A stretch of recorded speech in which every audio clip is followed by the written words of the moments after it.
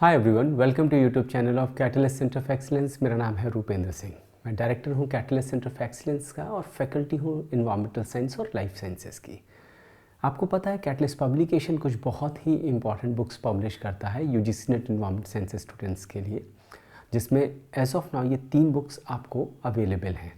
इन 3 books की मैं बात करूँ, इसमें एक बुक है फंडामेंटल ऑफ इन्वायरमेंटल साइंस के नाम से, जो कि 7th एडिशन में है, और इस बुक में आपको थ्योरी और एमसीक्यू क्वेश्चंस दोनों मिलते हैं। दूसरी बुक है एमसीक्यू प्रैक्टिस बुक, जिसमें आपको सिर्फ एमसीक्यू क्वेश्चंस मिलते हैं सेग्रीगेटेड वे में। और तीसरी बुक है पेपर 1 की बुक, जिसमें आपको सेलेक्टेड टॉपिक्स की theory as well as segregated questions मिलते हैं। लास्ट की 2 बुक जो कि एमसीक्यू प्रैक्टिस बुक है और पेपर 1 की बुक है, ये एज ऑफ नाउ किंडल पे अवेलेबल है। और अगर आप fundamental of environmental science 7th edition buy करना चाहते हैं तो ये बुक अमेज़न, फ्लिपकार्ट और मेजर बुक्स ऑप्शन पे अवेलेबल है। आज जो टॉपिक मैंने चूज़ किया है, वो टॉपिक के लिए जो कुछ भी नॉलेज मैं यूज़ करने जा रहा हूँ वो आपको इस बुक में मिलेगी। That is fundamental of environmental science 7th edition. जो टॉपिक है वो है इंटीरियर ऑफ अर्थ का टॉपिक। ये टॉपिक सिर्फ इन्वायरमेंटल साइंस स्टूडेंट्स के लिए ही इंपॉर्टेंट नहीं है, बल्कि कोई भी स्टूडेंट जो किसी भी सिविल सर्विसेज एग्जामिनेशन की प्रिपरेशन कर रहा है, तो प्रीलिम्स और मेंस दोनों में ही इस टॉपिक से क्वेश्चंस आपको देखने को मिलते हैं। और अगर आप इन्वायरमेंटल साइंस की तैयारी कर रहे हैं तो ऑब्वियसली अगर आप प्रीवियस ईयर के क्वेश्चंस की स्टडी करेंगे तो बहुत सारे क्वेश्चंस आपको आज के इस छोटे से लेक्चर्स में देखने को मिलेंगे। ये टॉपिक बहुत ही एडवांस नॉलेज के साथ आपके 7th एडिशन बुक में प्रिपेयर किया है। बहुत सारी ऐसी इन्फॉर्मेशन है जो आपको जल्दी कहीं पे नहीं मिलती है। बहुत सारी न्यू इन्फॉर्मेशन इस चैप्टर में इंक्लूड करी गई, जो अभी मैं आपको वीडियो के दौरान बताऊँगा भी। अगर हम लोग इस टॉपिक की बात करें, देखिए ऑब्वियसली हम सबको क्यूरोसिटी होती है कि इंटीरियर ऑफ अर्थ की स्टडी करी क्यों जाए।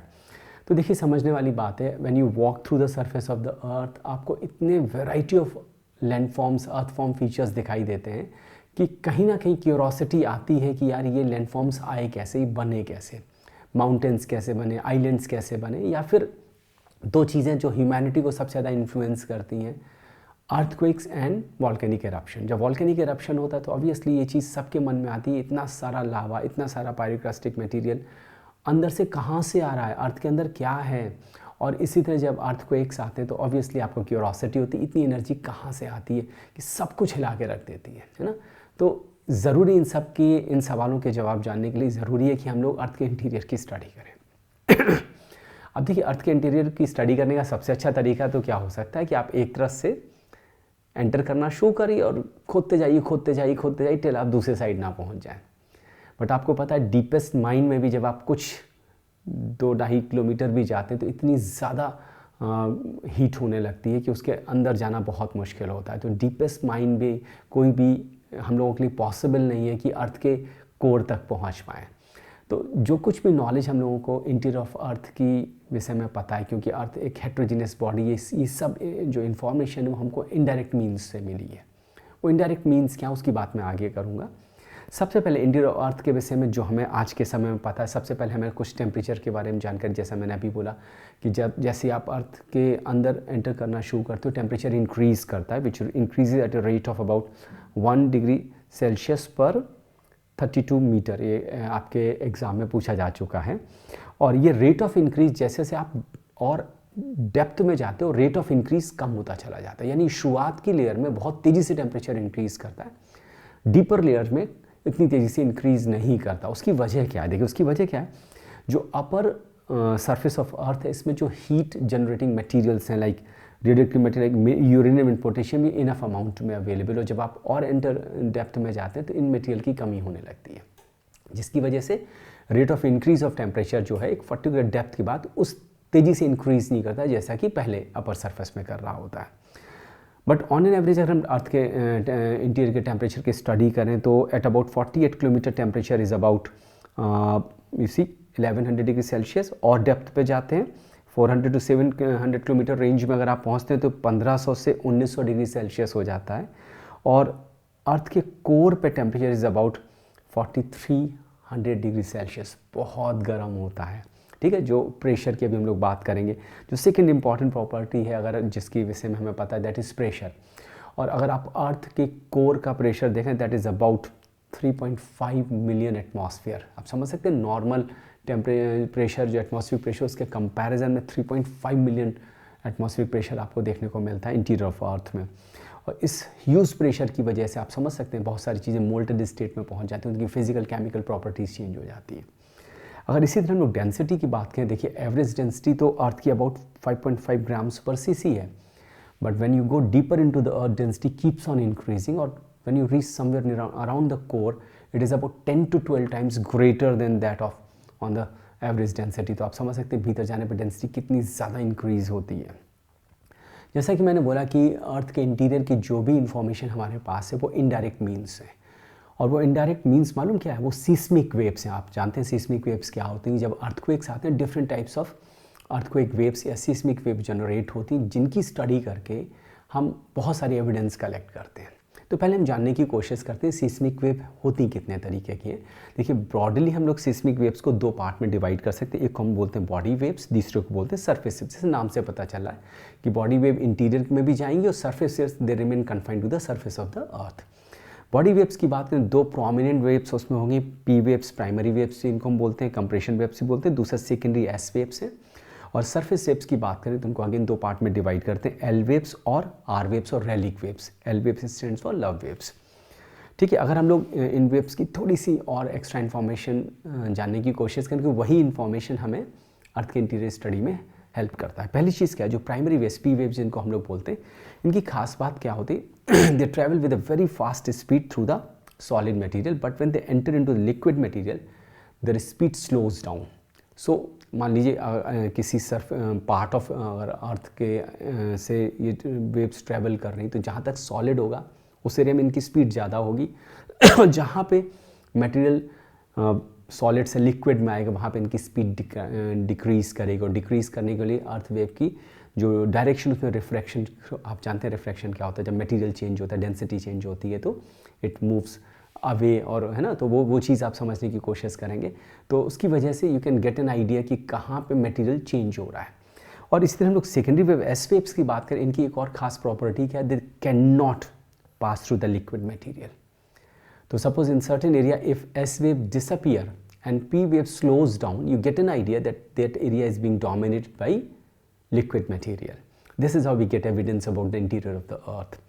उसके अलावा अगर हम लोग सरफेस वेव्स की बात करें, उसमें एक एल वेव्स होगी, these are long period waves. Surface wave जो है ये मैक्सिमम डिस्ट्रक्शन कॉज करती हैं ह्यूमन लाइफ एंड प्रॉपर्टी का, क्योंकि इनका जो मूवमेंट का तरीका होता है वो उसकी वजह से। और दूसरी रेलिक वेव्स होगी which are slowest of the seismic waves. Even आपसे इनकी वेलोसिटी के इंक्रीजिंग डिक्रीजिंग ऑर्डर पे भी क्वेश्चंस पूछे जा चुके हैं।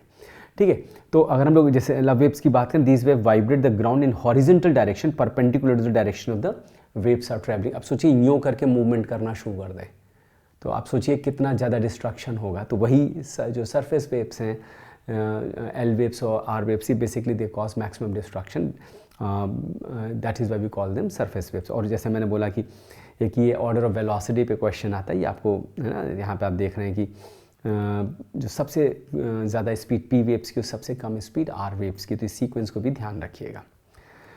चलिए, अब we have a instrument called seismograph, जिससे हम सिस्मिक वेव की स्टडी करते हैं। We get a graph which is known as seismogram. Seismogram की स्टडी से हमको बहुत कुछ पता चलता है। अगर हम लोग सीस्मोग्राम की स्टडी करें, देखिए यहाँ पे सीस्मोग्राम्स बने हुए हैं, अगर आप उन पे ध्यान दें, दो डायग्राम्स आपको दिखाई दे रहे हैं। पहले वाले डायग्राम अगर आप देखें, based on whatever knowledge we have obtain, उससे हमें ये चीज़ पता चल रही है। लाइक अगर आप फर्स्ट वाले डायग्राम में देखें, देखिए यहाँ तक 103 डिग्री तक अगर आप देखें तो पी वेव्स आराम से आ रही है, but then there is an area 103 से 142, 140 भी कहीं पे देते हैं। इस एरिया के बीच में अगर आप देखें तो जो पी वेव्स हैं वो डिसअपियर हो जा रही है, वो गायब है। इसको हम लोग बोलते हैं पी वेव शेडो जोन। और ये पी वेव शेडो जोन आपको दोनों साइड में दिखाई देता है। और फर्दर 152 से फर्दर आप आगे प्रोसीड करते हैं, है ना, ये तो 180 डिग्री हो जाएगा, आप समझ सकते हैं ना, हम इधर से आए इधर से आए तो फर्दर प्रोसीड, तो फिर आपको पी वेव्स दिखाई देती हैं। तो ये पी वेव शेडो जोन आपको कुछ इंडिकेट करता है। जैसा मैंने पहले बताया था कि प्रेजेंस ऑफ लिक्विड मटेरियल में पी वेव्स की स्पीड स्लो डाउन हो जाएगी, जिसकी वजह से रिफ्रैक्ट हो जाएंगे, उस रिफ्रैक्शन की वजह से P wave shadow zone generate होता है। और इसी तरह हम लोग एस वेव शेडो जोन की एस वेव की स्टडी करते हैं। तो एस वेव में आप अगर आप देखें 103 इधर से इधर तक देखिए, इस पूरे जोन में एस वेव आपको नहीं, अगर यहाँ पे अर्थक्वेक जनरेट हुआ, तो इस पूरे एरिया में आपको एस वेव्स नहीं दिखाई दे रही है। इसका मतलब इसको हम बोलें S wave shadow zones. S wave इस पूरे एरिया में ना आने का मतलब आप एक्स्ट्रापोलेट कर सकते हो कि इस साइज़ का कुछ है जहाँ पे लिक्विड मटेरियल अवेलेबल है, जिसकी वजह से, क्योंकि हम लोगों ने पहले ही बोला S wave can not travel to the liquid material, so चूँकि उसके थ्रू पास ऑन नहीं हो सकती, तो इस पूरे एरिया में आपको एस वेव्स देखने को नहीं मिल रही है। तो जो सिस्मोग्राम की स्टडी बहुत ही इंपॉर्टेंट है, जो आपको बहुत इंपॉर्टेंट इन्फॉर्मेशन प्रोवाइड करती है। तो जरा दो चीज़ों पे ध्यान दीजिए। पहला हमें क्या देखने को मिला, presence of S wave shadow zones, और दूसरा presence of P wave shadow zones. अब based on this information, like अगर आप इस डायग्राम में फर्दर उस चीज़ की स्टडी करने की कोशिश करें, देखिए यहाँ पे देखिए, अगर आप पी वेव का स्ट्रक्चर नेचर देखें, जैसे जैसे भीतर की ओर जा रहा है, देखिए है ना, यहाँ पे डेप्थ दिया हो इस वाई एक्सेस पे, यहाँ पे वेलोसिटी दी है। अब देखिए जैसे कि आप डेप्थ में नीचे की ओर उतर रहे हैं, वेलोसिटी इंक्रीज करी except this an area, low velocity zone इसको बोलते हैं, इसकी हम लोग बाद में बात करेंगे। बट इन जनरल देखिए, जैसे आप नीचे जा रहे हैं डेंसिटी इंक्रीज करती जा रही है, और डेंसिटी इंक्रीज करने की वजह से आप समझ सकते हैं डेंसिटी इंक्रीज करेगी तो पी वेव की वेलोसिटी भी इंक्रीज कर रही है। बट अगेन इस वाले एरिया में ज़रा नोटिस करिए, है ना, इस एरिया में देखिए पी वेव की वेलोसिटी जो है सडनली डिक्लाइन हुई है, बहुत तेज़ी से डिक्लाइन हुई है। दैट इंडिकेट्स यहाँ पे हेट्रोजेनिटी है, कुछ डिसकॉन्टिन्यूटी है ना। इस टाइप की डिसकॉन्टिन्यूटी आपको अभी कई देखने को मिलेंगी, जो मैं अलग से अभी आपको बताता जाऊँगा। और अगर आप इसी तरह एस वेव के ऊपर ध्यान दें तो this is the area from where ना, इसके बाद देखिए आपको एस वेव्स दिखाई नहीं दे रही, फिर यहाँ पे दिखाई दे रही, but in this zone you are not getting any S waves. अच्छा, तो एस वेव का डिसअपियर होना किस चीज़ का इंडिकेटिव है, यहाँ पे liquid material present, which basically indicates presence of liquid outer core, जो अभी हम लोग आगे बात करेंगे। और इसी तरह से पी वेव की वेलोसिटी का डिक्रीज होना भी इंडिकेटिव है, यहाँ पे लिक्विड आउटर कोर प्रेजेंट है। ठीक है, तो अभी हम लोग बहुत सारी चीज़ें और जानेंगे, बस एक इन जनरल आप देखिए डेप्थ के साथ डेंसिटी इंक्रीज कर रही है, यहाँ वेलोसिटीज़ हम लोगों ने एक्स एक्सिस पे दिया हुआ है। इन जनरल वेलोसिटी डेप्थ में जाने पे इंक्रीज कर रही है, but there are certain area पे जहाँ पे डिसकॉन्टिन्यूटी, यानी कि वहाँ पे वेलोसिटी इंक्रीज की जो कॉन्टिन्यूटी वो डिसरप्ट हो रही है, और उनको हम लोग अलग अलग नाम से जानते हैं, Mohorovicic discontinuity, different type of discontinuity की हम लोग बात करेंगे। ठीक है, अभी इतना हम लोग समझ लेते हैं कि हाँ इस तरह से हमें डायग्राम दिखाई देता है। वही चीज़ कुछ आपको इन डायग्राम्स में भी दिखाई देती है। अगर आप प्रेशर की बात करें इंटीरियर ऑफ अर्थ है ना, यहाँ से देखिए सरफेस से प्रेशर की अगर हम लोग यहाँ ऊपर जाने में प्रेशर इंक्रीज़ कर रहे हैं, तो जैसे जैसे आप क्रस्ट से mental outer core inner core की तरफ जा रहे हैं, प्रेशर इंक्रीज़ करता चला जा रहा है। टेम्परेचर का भी वही है ना, ये वही चीज़ इस डायग्राम में भी डेंसिटी किस तरह से इंक्रीज़ कर रही है, और वेलोसिटीज़ का क्या हो रहा है पी वेव और एस वेव्स का, वो अगेन इन डायग्राम्स में भी शो किया गया है। Based on the indirect evidence we have collected by studying these seismic wave, we have divided Earth into 3 different structures to whom we call crust, mantle and core. जरा इस diagram पे ध्यान दीजिएगा। इन जनरल अभी हम लोग बाद में फिर इसको देखेंगे। देखिए अपर क्रस्ट है, then this is lower crust, and then this is the mantle area, जिसको हमने अपर एंड लोअर मेंटल में डिवाइड किया हुआ है।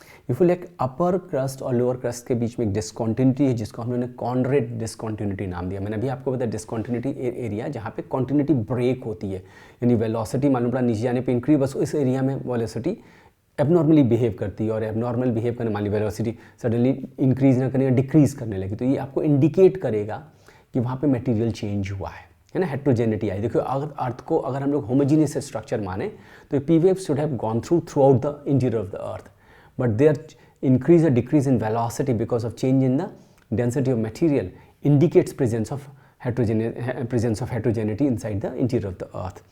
और इसी तरीके से आप देखिए अपर और लाइक लोअर क्लास और अपर मेंटल के बीच में मोरोवेसिक डिसकॉन्टिन्यूटी है। अगेन इन सब पे एग्जाम में क्वेश्चंस पूछे जा चुके हैं, चाहे वो सिविल सर्विस यूपीएससी का एग्जाम हो, चाहे वो state service civil service examination, चाहे वो यूजीसी नेट एनवायरमेंटल साइंस के एग्जामिनेशन।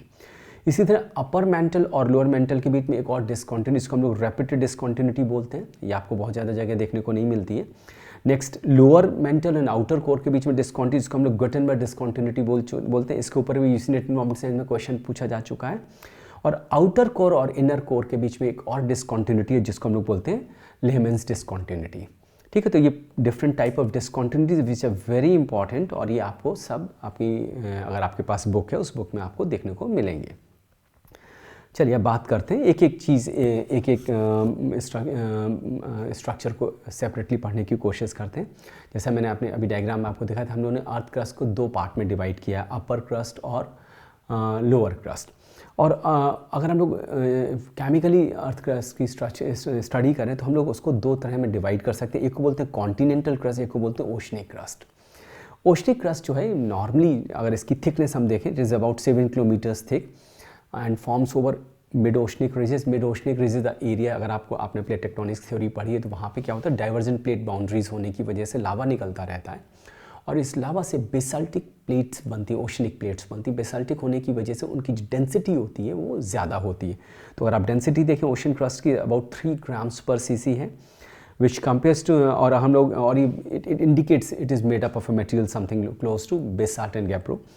कॉन्टिनेंटल क्रस्ट की बात करें, कॉन्टिनेंटल क्रस्ट की बात अगर हम करें तो कॉन्टिनेंटल क्रस्ट बहुत वेरिंग कंपोनेंट्स की बनी होती है, कहीं पे किसी चीज़ की, कहीं पे किसी चीज़ की बनी होती है और इसकी थिकनेस वेरी करती है 40 किलोमीटर्स ऑन एन एवरेज से। माउंटेनिशियस एरियाज में it can be up to 70 kilometre, इतनी तक इसकी थिकनेस हो सकती है। एवरेज डेंसिटी कॉन्टिनेंटल क्रस्ट की ओशनिक क्रस्ट के कंपैरिजन में कम होती है, 2.7 grams per cc। That is why they bind होती है और इसीलिए जब कॉन्टिनेंटल क्रस्ट और ओशनिक क्रस्ट आपस में टकराते हैं कन्वर्जन प्लेट बाउंड्रीज पे, तो आपको पता है this is the oceanic crust which goes beneath and this बॉइंट continental crust वो ऊपर की ओर रहती है ना, वो डेंसिटी के डिफरेंस की वजह से। अगर हम लोग इन कंपोनेंट्स की बात करें तो जो कॉन्टिनेंटल क्रस्ट है वो बेसिकली सिलिका एल्यूमिनियम के बने होते हैं और जैसा कि मैंने बोला basaltic crust because of higher density they are basically made up of material like iron and magnesium. ये एक बहुत ही इंपॉर्टेंट टेबल है जो आप ज़रूर याद कर लीजिएगा। अगेन आपकी बुक में दी हुई है डिफरेंस की एवरेज थिकनेस क्या है, ओशनिक क्रस्ट की 7 kilometres, continental 20 to 70। Seismic wave की वेलोसिटी आप देखिए ओशनिक वेव्स में ज़्यादा हुई हायर डेंसिटी की वजह से, जबकि कॉन्टिनेंटल क्रस्ट में कंपैरेटिवली कम होती है। किस कंपोनेंट के बेसिकली बने होते हैं तो ओशनिक क्रस्ट बेसिकली बेसाल्ट की बनी होती है और ये बेसिकली ग्रेनिटिक कंपोजिशन सिलिका कंटेंट में ज़्यादा होता है। ये एक बहुत इंपॉर्टेंट टेबल। अगेन इस पे क्वेश्चंस आपके एग्जाम में, हर एग्जाम में, चाहे सिविल सर्विसेज एग्जामिनेशन हो, चाहे आपका इन्वायरमेंटल साइंस का यूजीसी नेट ARNS कोई भी एग्जाम हो, इसमें क्वेश्चंस अर्थ क्रस्ट की स्ट्रक्चर के ऊपर है ना, कंपोजिशन के ऊपर जो क्वेश्चंस पूछे जाते हैं, तो प्लीज़ इसको भी याद कर लीजिएगा परसेंटेज वाले वॉल्यूम में, है ना, ये इंपॉर्टेंट है। परसेंट बाई वेट और वॉल्यूम दोनों पे ध्यान दीजिएगा। अभी मैंने बोला था कि there are many discontinuities which are found in the interior of earth. मैंने अभी आपको डायग्राम में दिखाया, तो one of them was Conrad discontinuity. और कॉन्ड्रेड डिसकॉन्टिन्यूटी कहाँ पे पाई जाती है? It is found between upper crust and lower crust. अभी मैंने आपको डायग्राम में भी दिखाया था और भी मैंने पहले बताया कि discontinuity indicate presence of change of material, ठीक है। और इस एरिया में क्या होता है, there is sudden increase in velocity of the seismic wave. Conrad discontinuity जो है ये ओशनिक रीजन्स में नहीं आती, कॉन्टिनेंटल क्रस्ट में ही अपने आप को कन्फाइन रखती है। तो इस चीज़ को जरा ध्यान रखिए, it is not found in oceanic regions, please ध्यान रखिएगा। अच्छा, इस पर क्वेश्चन बनाया जा सकता है। मोरोविसिक डिसकॉन्टिन्यूटी की बात करें तो it is found between the lower crust and the upper mental. Again कहाँ पाई जाती है, किस डेप्थ पे, डायग्राम बना के प्रैक्टिस कर लीजिएगा। And again it is identified by the presence of sudden increase in P waves. P waves की वेलोसिटी सडनली इंक्रीज करती है इस एरिया में, that indicates presence of Mohorovicic discontinuity. जैसे मैंने पहले ही बताया था, पी वेव की वेलोसिटी डिपेंड करती है मटेरियल के ऊपर, सॉलिड मटेरियल है या लिक्विड मटेरियल, उससे आपको पता लगता है। तो इट अगर पी वेव वेलोसिटी की जो सडन इंक्रीज कर रही है वो किस चीज़ को इंडिकेट करेगा वहाँ पे, कि वहाँ पे मटेरियल चेंज हो रहा होगा, है ना। तो अभी हम लोग देखें मटेरियल चेंज क्या होता है। बेसिकली चूँकि when you go deeper from the earth crust, तो आप कहाँ पे पहुँचते हो, मेंटल एरिया में पहुँचते हो। और मेंटल की अगर हम लोग बात करें तो मेंटल एक बहुत ही खास एरिया हो जाता है जो मैक्सिमम मास कैरी करता है अर्थ का। जरा ध्यान दीजिएगा, मेंटल जो है मोरोविसिक डिसकॉन्टिन्यूटी से एक्सटेंड करता है up to 2900 kilometre inside the earth.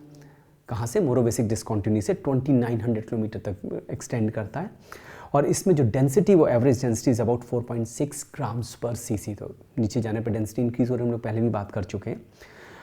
Mental की थिकनेस की अगर हम लोग बात करें तो देखिए, इट कंटेन्स, आप जस्ट इमेजिन करिए, it contains about 83% of the total volume of the earth and 68% of the total mass of the earth. Again ये डेटा भी आपसे एग्जाम में पूछा जा चुका है, यूजीसी इन्वायरमेंटल साइंस में डेटा पूछा जा चुका है।